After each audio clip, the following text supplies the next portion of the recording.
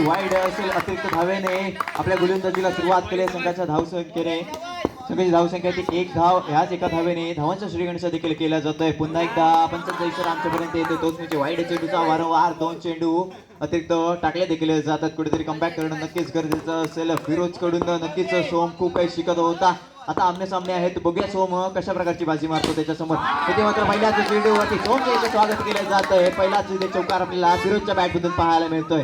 याच 4 धावांनी संघाची धावसंख्या पुढे सरकली, तीच म्हणजे बिनबाद 6. अशाच प्रकारची फटकेबाजी करणं गरजेचं असेल, कारण आपण 59 धावांचा पाठलाग करत आपण क्रीडांगणाच्या आतमध्ये दाखल झालाय. तर फिरोज आणि अशफाक असेल सलामीवरांची जोडी आहे. पुन्हा एकदा सोम तयार, गोलंदाजी मार करून पंचांच्या उजव्या हाताकडून गोलंदाजीला सुरुवात करेल. उत्कृष्ट गोलंदाज आहे. इथे मात्र लेगरी केलेला चेंडू होता, मोठा फटका खेळण्याचा प्रयत्न, तितकं चांगलं क्षेत्ररक्षण आपल्याला संकेत राजवाडच्या माध्यमातून पाहायला मिळालं.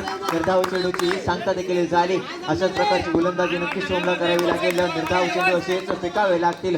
चांगल्या टप्प्यावरती तिथे गोलंदाजी करणं गरजेचं असेल. पुन्हा एकदा फटका आपल्याला बॅटमधून पाहायला मिळाला.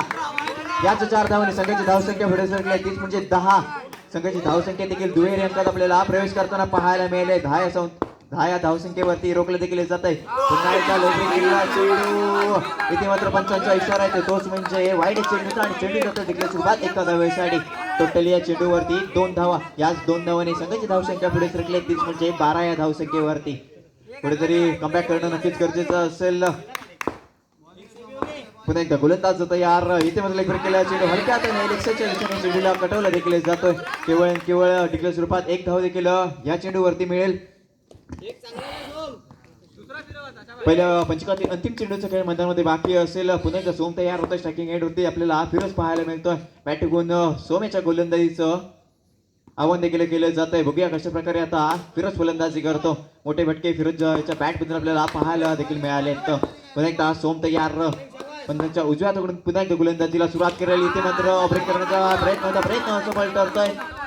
चेंडू जातोय तो वाईट स्वरूपात. एक अतिरिक्त धाव समोरच्या संघाला दिली देखील जाते. संघाची धावसंख्या आहे तीच म्हणजे 14 धावा बिनबाद 14. चांगली सुरुवात नक्कीच म्हणावी लागेल. ऑल परटवणे संघाचे एक लेग केलेला चेंडू चेंडूला पाठवला जातोय बॉर्डर लाईनच्या बाहेर.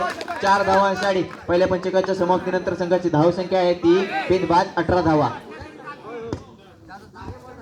जबकि दूसरे इनिंग का पहले ओवर का खेल खत्म, टीम का स्कोर 18 रन बगैर विकेट के नुकसान पे. अच्छी शुरुआत फिरोज के द्वारा, एक तेज तर्रार शुरुआत की उम्मीद थी, उसको पूरा किया.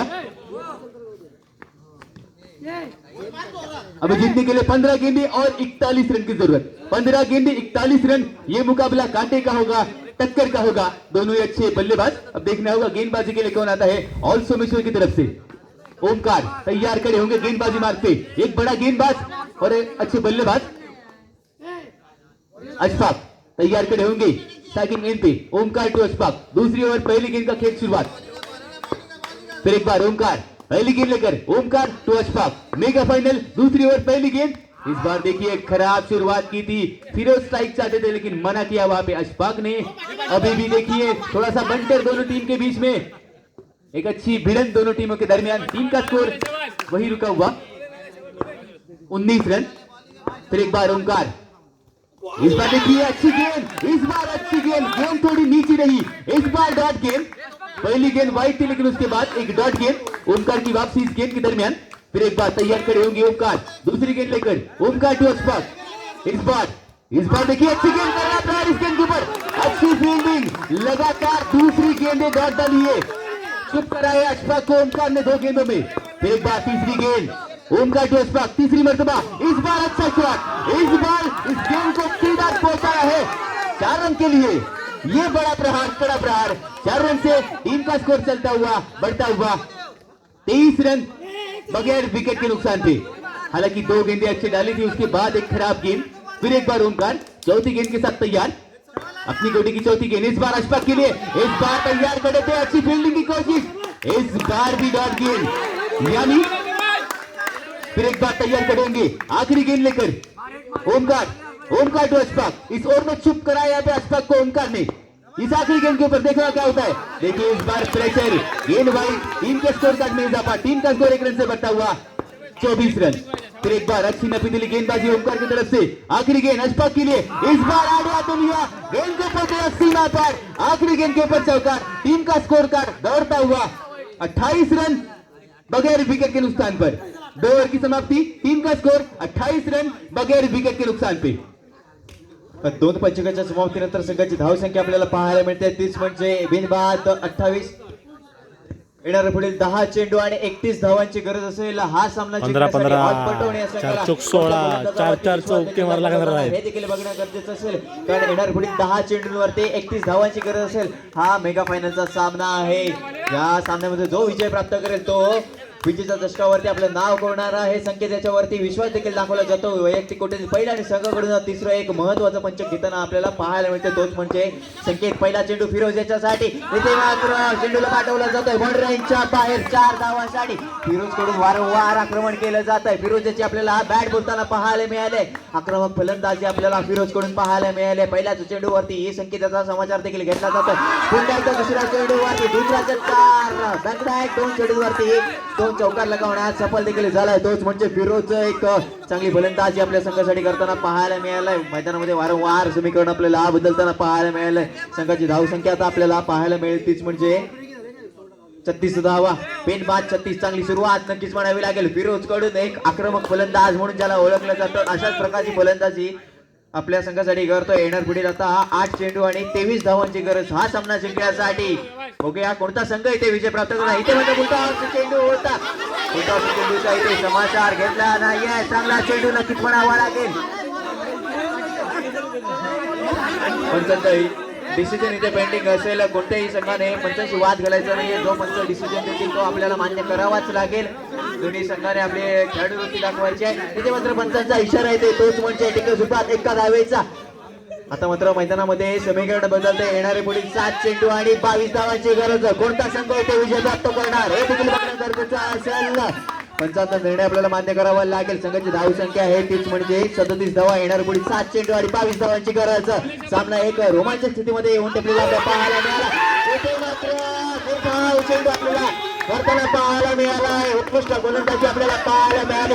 निर्धाव चेंडूची वेळ साध्य करताना पाहायला मिळाले. चांगला टप्पा इथे संकेत कडून मेंटेन केला जातो. नक्कीच कमबॅक आपल्याला संकेत कडून पाहायला मिळालाय. येणारा अजून 1 चेंडू असेल तिसऱ्या पंचकातील रोमांचक स्थितीमधला हा सामना आपल्याला पाहायला मिळतोय.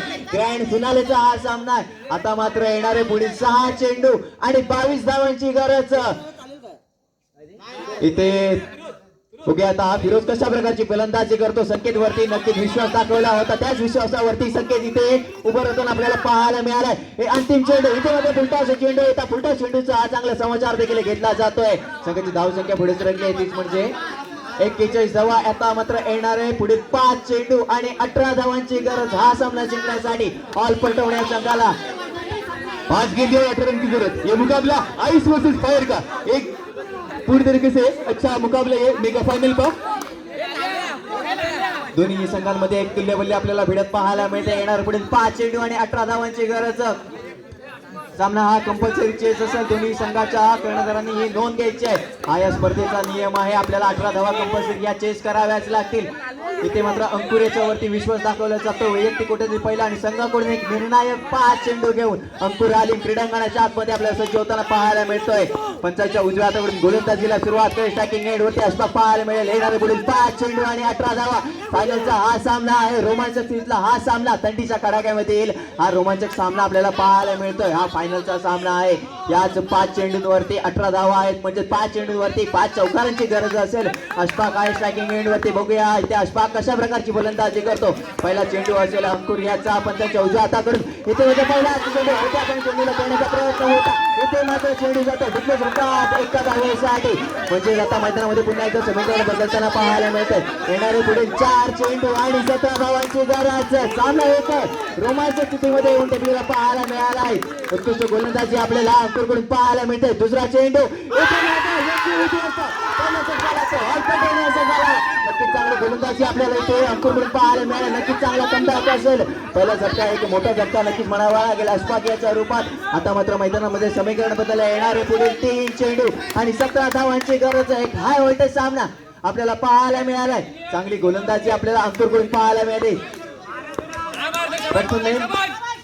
इथे मात्र पुन्हा एकदा उत्कृष्ट चेंडू आणि पुन्हा एकदा निर्धाव जोडीची संख्या देखील झाली. अंकुर आले एक उत्कृष्ट गोलंदाज आपल्याला या क्रीडांगणाच्या मध्ये पाहायला मिळालाय. आता मात्र येणारे पुढील 2 चेंडू आणि 17 धावांची गरज. फायनलचा हा चांगला इथे मात्र मोठा मुद्दा येतो. चेंडूला दाखवला जातं बाउंड्रीच्या बाहेर 4 धावांसाठी जवळजवळ आपला फायनल मधील विजय पक्का करताना हा शुभेच्छा पाहायला मिळेल. इथे मात्र हा चेंडू संघाने बाजी मारलेली आपल्याला पाहायला मिळालं. जिंकलेल्या संघाचे हार्दिक हार्दिक अभिनंदन. नक्कीच एक चांगली फलंदाजी आपल्याला पाहायला मिळाली होती, परंतु कुठेतरी अंकुर आली महा उभरता व सितारा सोमेश्वर गावची आपल्याला पाहायला मिळाला. खरंच एक चांगली गोलंदाजी आपल्याला पाहायला मिळाली. 18 धावा अंकुर आली